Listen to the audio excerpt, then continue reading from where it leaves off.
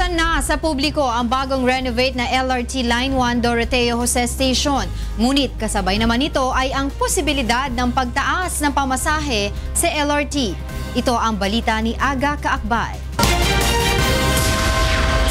Makararanas na ng mas maginhawang pagbiyahe ang mga pasahero ng LRT1 matapos ang ginagawang pagkumpuni ng ilang istasyon nito. Una na rito ang Doroteo Jose Station na formal nang binuksan sa publiko kanina.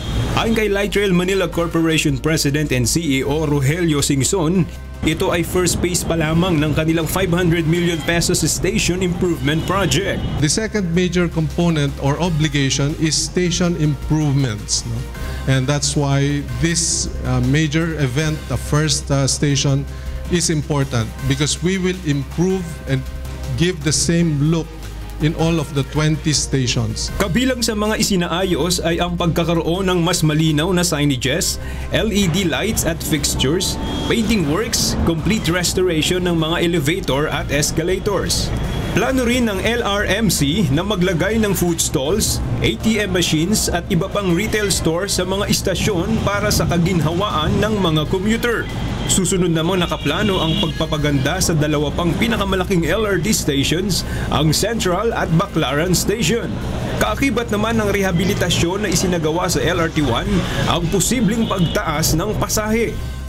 Now, it is really up to government and Congress to decide whether the fare increase will be passed on to the commuters or government could subsidize. We have an ongoing what we call claims against the non-implementation of the fare hike. No?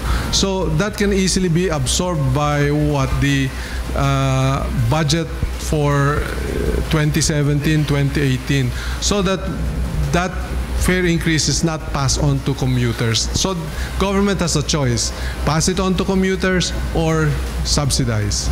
Ayon sa Light Rail Manila Corporation, hangad nila sa commuter ang biyaheng maayos, maginhawa at maaasahan. Kaya't patuloy ang kanilang pagtugon sa hamon na ayusin ang LRT1. Aga Kaakbay, UNTV News and Rescue, Manila.